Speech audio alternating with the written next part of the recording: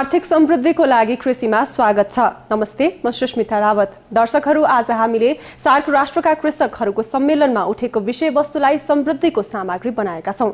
दक्षिण एसियाली राष्ट्रहरूको आर्थिक विकासमा कृषि क्षेत्रको महत्त्वपूर्ण भूमिका रहेको छ। सार्क क्षेत्रका सबै देशहरूको अर्थतन्त्रमा कृषि क्षेत्रको हिस्सा महत्त्वपूर्ण रहेको, तर यस क्षेत्रका कृषकहरूले सरकारबाट ठोस सहुलियत पाउन नसकेको गुनासो पोखेका छन्। यस क्षेत्रमा रहेका कृषकहरूलाई राज्यले पर्याप्त सहुलियत तथा सुविधा दिन नसकेको गुनासो रहेको छ। दक्षिण एसियामा ठूलो संख्यामा रहेको कृषकहरू अझै पनि गरिबीको मारमा परेका छन्। यस क्षेत्रमा अहिले पनि खाद्य असुरक्षाको ठूलो समस्या रहेको छ। गरिबी, भोकमरी र खाद्य असुरक्षाको मार खेपिरहेका यस क्षेत्रको जनताको समृद्धिको लागि आर्थिक विकास अनिवार्य भएको विज्ञहरूको भनाइ छ। दक्षिण एसियाली क्षेत्रका कृषकहरूले कृषकको समस्या समाधानको लागि यस क्षेत्रका सरकारहरू गम्भीर हुनुपर्नेमा जोड दिएका छन्। सार्क सम्मेलनको क्रममा दक्षिण एसियाली क्षेत्रका कृषकहरूको भनाइ र उनीहरूको आवाजलाई समेटेर तयार पारिएको यो रिपोर्ट।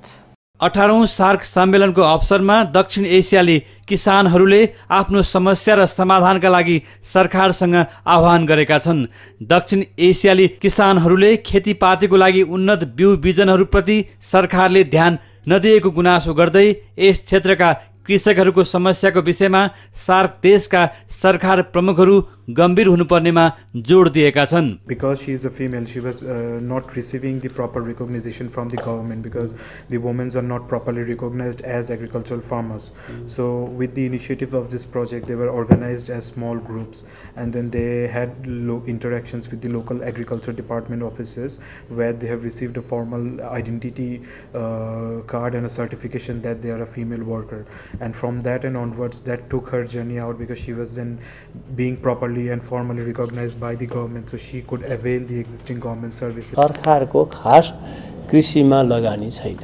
कृषिलाई चाहिँ एकदमै तपाईको चाहिँ त्यो पिछडिएको उसमा लिइन्छ हैन, र त्यसले गर्दा सरकारको कुनै सुविधा नभएको कारणले गर्दाखेरि चाहिँ किसानहरूले चाहिँ ठुलो मार भोग्नु परेको छ। जो भी छूट आए ब्लॉक से अनुदान मिले, सब बहनों को मिले। जितनी किसान जोत बही जिसके नाम ज़मीन हो या जो बहन के नाम ना हो उसमें जो किसान पुरुष के नाम हो उसमें आधा हो।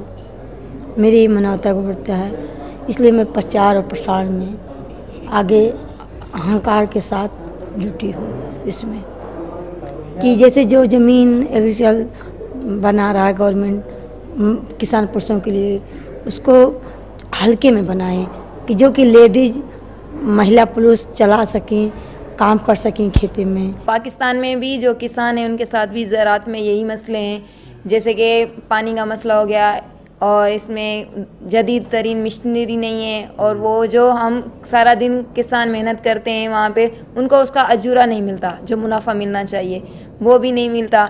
और जो औरतें काम करती रहती हैं उनके नाम की ज़मीन नहीं है, फिर वो काम दिन भर करें और जो फसल है वो कोई और ले जाए।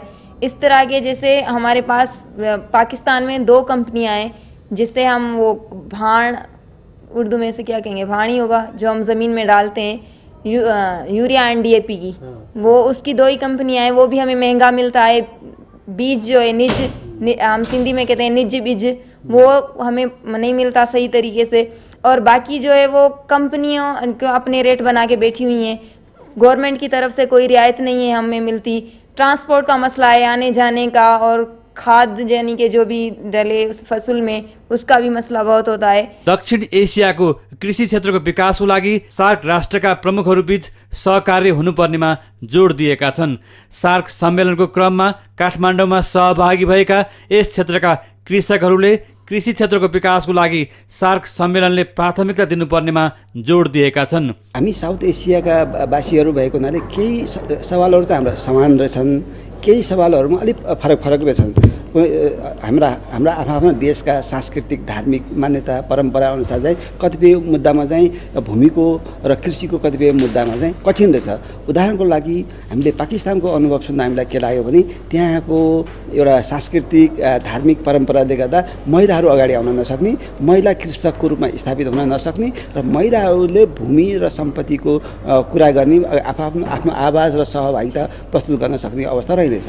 तर नेपालको स्थितिमा हेर्दा हामी त्योभन्दा निकै फरक परिस्थितिमा हामी रहेछौँ। हाम्रो नेपालमा महिलाको लागि भूमि अधिकार, महिला कृषकको अधिकारको रूपमा हामी धेरै काम गरिसकेका छौँ र हाम्रा कति धेरै महिला दिदीबहिनीहरू चाहिँ एउटा कृषि भूमिको जमिनको एउटा स्वामित्व ग्रहण गरेर आफू एउटा किसानको रूपमा प्रस्तुत भइसक्नु भएको छ।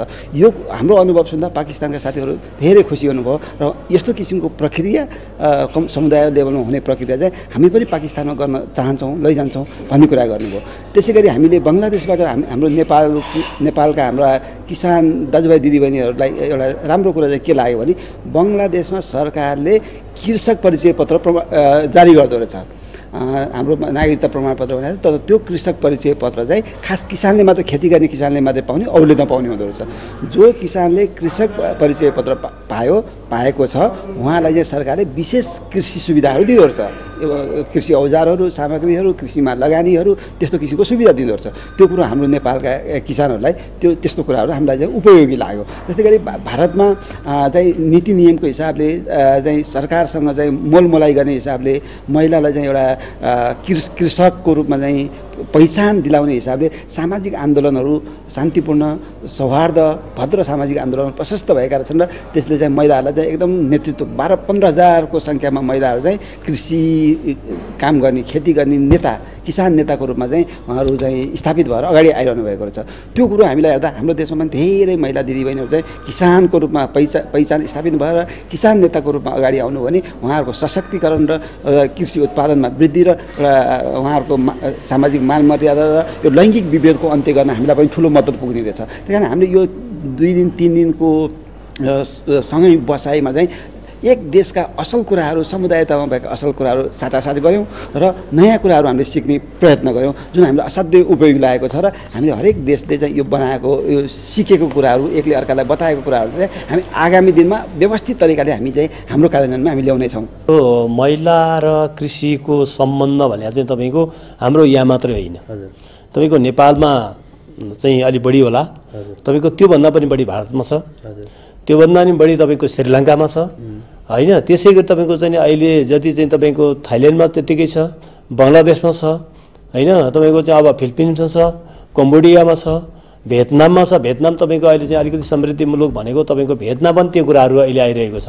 जस्तो अब हामी चाहिँ चिनकै अब चाहिँ सबभन्दा सम्पन्नशाली चिनकै कुरा गरौँ, चिनमै पनि तपाईँको त्यस्तो किसिमको चाहिँ मतभेद र त्यसको चाहिँ तपाईँको त्यहाँ मनमुटाव सुरु भएको छ होइन। यसरी चाहिँ तपाईँको यो समस्या चाहिँ होला। तपाईँको चाहिँ अलिकति यो जमिनको क्षेत्रफलको हिसाबले हेर्दाखेरि पनि तपाईँको काहीँ चाहिँ तपाईँको उत्पादन अब जस्तो चाहिँ बङ्गलादेशको यहाँ अहिले प्रस्तुति पनि गर्नु साथीहरूले, बङ्गलादेशमा चाहिँ धेरैभन्दा धेरै चाहिँ तपाईँको साना किसान र उनीहरूले उत्पादन गरेको वस्तुको चाहिँ व्यवस्थापनको कुराहरू छ त्यहाँ।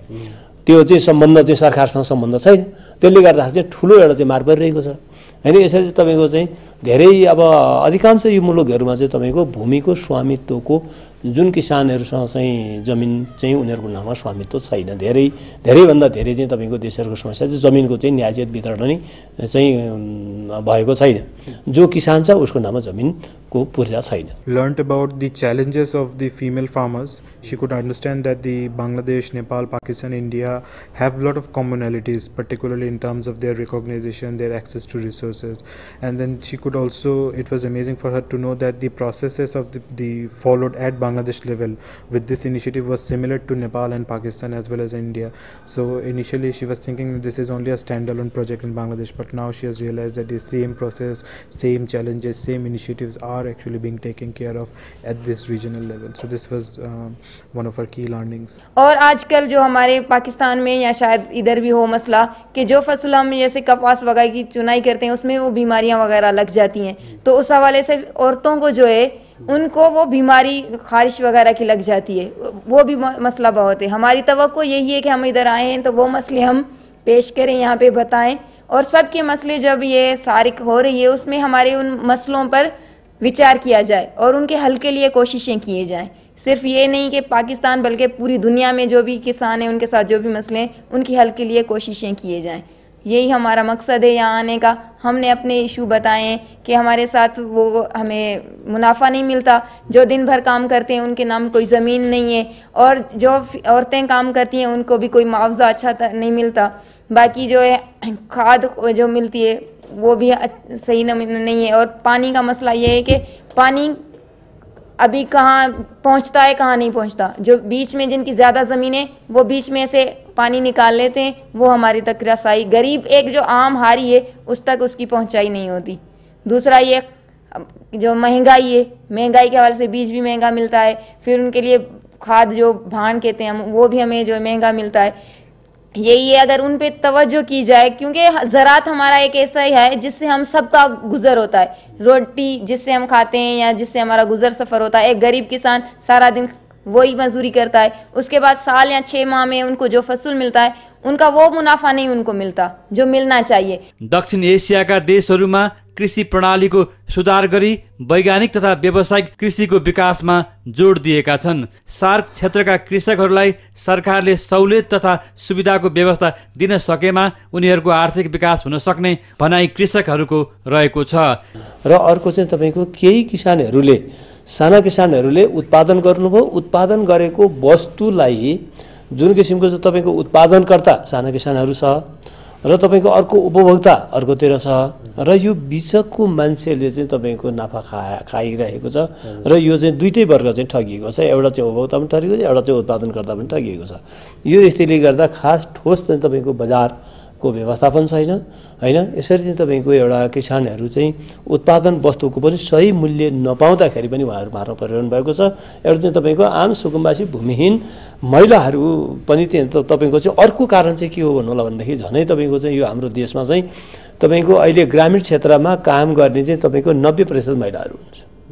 90% महिलाहरू तपाईको उहाँहरूको नाममा चाहिँ जमिन छैन। अनि उहाँहरूलाई चाहिँ तपाईको चाहिँ एउटा लैङ्गिक हिसाबले पनि तपाईको ठुलो एउटा विभेद छ कृषिमा। र कृषिमा जो चाहिँ कृषि कर्ममा लाग्छ उनीहरूलाई चाहिँ तपाईको चाहिँ त्यहाँको त्यो जमिनको न त स्वामित्व छ, न त चाहिँ तपाईको महिलाहरूले चाहिँ यति काम गरेका छन् भनेर उनीहरूकै नाममा चाहिँ तपाईको लाल पूर्जा बनाउने एउटा प्रावधान नै छ हैन। यसले गर्दाखेरि तपाईको हाम्रो उत्पादनको वृद्धि र त्यसले चाहिँ तपाईको ह्रास ल्याएको छ। र यसरी चाहिँ कृषि क्षेत्रलाई चाहिँ तपाईको सरकारले या हाम्रा पार्टीहरूले तपाईको अपमूल्यन गरिरहेको अवस्था छ। जो जॉब करते हैं गवर्नमेंट में उनके तो 50 लाख या इतने तक तनख्वाह भी है, लेकिन जो हारी जो किसान ज़मीन में काम कर रहा है 6 माह के बाद भी उसको 30,000 भी ना मिले तो वो अनाज भी ना उठा सके, तो ऐसी ज़रात में कुछ तो गवर्नमेंट को करना चाहिए कि उनके भी बाल बच्चे हैं, उनको भी अपना फ्यूचर आगे तक ले जाना चाहिए। वो भी तो कुछ अपने बच्चों को पढ़ाएं। और एक जो है हम कहते हैं सिंधी में मच्छी मानी लायक तुझे वो मानू, सिंधियाओं को समझ में आए यही है कि भाई वो एक यानी कि अच्छी रोटी खा सके। मसला तो यही है, क्योंकि आजकल की गुर्बत इतनी हो चुकी है पूरी दुनिया में, पाकिस्तान में नहीं सिर्फ पूरी दुनिया में यही है। गरीब अवाम बहुत है, बाकी जिनके पास है उनके पास तो ऑलरेडी है, लेकिन जो पाकिस्तान है या बाकी कुछ ममालिक जो गरीब हैं उनमें यही है कि वो एक वक्त खाते हैं तो एक वक्त बैठे रहते हैं। She visited the field yesterday where she could understand and saw the challenges that the Nepali farmers are particularly facing, and because Bangladesh is a plain land where in contrast to Nepal where there is a highland, so the Nepali farmers are actually more they work really hard compared to Bangladesh. So she would take that message back to the country. Look, there are people who are farmers like us but giving more effort into their field, so how they can be more productive in terms of, so that's the key messages. And also she has received lot of local varieties of seeds from Nepal, and she has also exchanged that similar with the Nepalis, so she will take that and she will try to produce those. कृषि प्रणालीमा सुधार गरी कृषकहरूको जीवन स्तरमा परिवर्तन ल्याउन सक्नुपर्नेमा उनीहरूले जोड दिएका छन्। यस क्षेत्रका सरकारले समयमा नै कृषकहरूको समस्यामा ध्यान दिएमा भोलिका दिनमा पक्कै कृषि प्रणालीको विकास हुने उनीहरूको भनाइ छ। एसियाली विकास सङ्घका उपाध्यक्ष तथा राष्ट्रिय भूमि सुधार मञ्चका अध्यक्ष सोम प्रसाद भण्डारीले किसानहरूको उत्पादन बढाउनको लागि काम गर्ने किसानहरूको नाममा जमिन हुनुपर्नेमा जोड दिनुभयो। जुन किसिमको अहिलेको उद्देश्य भनेको चाहिँ के छ भन्नु होला, अहिले 18औं सार्क शिखर सम्मेलन चाहिँ हाम्रो नेपालमा काठमाडौँ भइरहेको छ। यो सन्दर्भमा चाहिँ अहिले हामी चाहिँ एसियाली किसान सङ्गठनको मार्फतबाट हैन हामी चाहिँ एसियाभित्रका किसानहरूको समस्याहरू के छन् र समस्या चाहिँ के भन्दाखेरि पनि जमिनको समस्या छ, जमिनको स्वामित्वको समस्या छ र तपाईँको चाहिँ जलवायु परिवर्तनको समस्या छ। मान्छेहरूको चाहिँ तपाईँको बिउ, तपाईँको अन्तर्राष्ट्रिय तपाईँको चाहिँ यो चाहिँ ठुला चाहिँ कन्ट्याक्ट फार्मिङहरूले चाहिँ तपाईँको फार्मिङको नाममा चाहिँ तपाईँको गरेको छ। बहुराष्ट्रिय कम्पनीहरू चाहिँ तपाईँको सोझै किसानहरूको साना किसानहरूलाई मारमा बनाएर उनीहरूको चाहिँ पहुँचमा उनीहरूको चाहिँ तपाईँको परनिर्भर, हामी चाहिँ परनिर्भर हुने, उनीहरूकै मात्र चाहिँ निर्भरतामा हामी रहनुपर्ने स्थिति र यो मुद्दाहरू यो जेन्युन रूपमा चाहिँ तपाईँको चाहिँ एसियाभित्र रहेका देशहरूको चाहिँ खास मूलभूत रूपमा चाहिँ भूमिको समस्या, तपाईँको मानवाधिकारको चाहिँ जुन किसिमको चाहिँ एउटा हननको प्रक्रिया छ, जुन तपाईँको चाहिँ कृषिमा लगानीको कुरा छ, जलवायु परिवर्तनको कुरा छ, महिला दलित जनजातिको चाहिँ जुन किसिमको उहाँहरूको चाहिँ एउटा अधिकार सुनिश्चित गर्ने कुरा चाहिँ तपाईँको यो सार्कले यसलाई चाहिँ सम्बोधन गर्नुपर्छ र यो कुरालाई हामीले त्यहाँ उठाउनको लागि यो अहिले चाहिँ तपाईँको दक्षिण एसिया भित्रका चाहिँ हामीले चाहिँ यो देशहरूको चाहिँ एउटा 2 दिने एउटा अन्तर्क्रिया यो चाहिँ ठुलो एउटा गोष्ठी गरिरहेका छौँ। सार्क क्षेत्रका सरकार प्रमुखहरूले कृषकहरूलाई सहुलियत दिएमा दक्षिण एसियाली किसानहरूको आर्थिक विकास र समृद्धि हासिल हुन सक्ने विश्वास यस क्षेत्रका कृषकहरूले गरेका छन्। हो दर्शकहरू, दक्षिण एसियाली देशहरूमा कृषि क्षेत्रको महत्त्वपूर्ण स्थान छ, तर पनि यस क्षेत्रका कृषकहरूको जीवनस्तर सन्तोषजनक भने छैन। सार्क सम्मेलनमा दक्षिण एसियामा कृषि उत्पादन र उत्पादित कृषिलाई बजार तथा कृषिको सम्भावनाको विषयमा सरकार प्रमुखहरू गम्भीर हुनुपर्नेमा जोड दिइएको छ। आजको समृद्धिमा हामीले दक्षिण एसियाका किसानहरूको आवाजलाई प्रस्तुत गरेका छौँ। दर्शकहरू, सार्क शिखर सम्मेलनले कृषक तथा गरिब जनताको समृद्धिको लागि केन्द्रित हुन सक्यो भने यो क्षेत्रमा आर्थिक समृद्धि हासिल हुन सक्छ। हवस् त आजलाई यति नै। अर्को साता फरक विषयवस्तुको साथ उपस्थित हुने नै छौँ। बिदा दिनुहोस्। नमस्ते।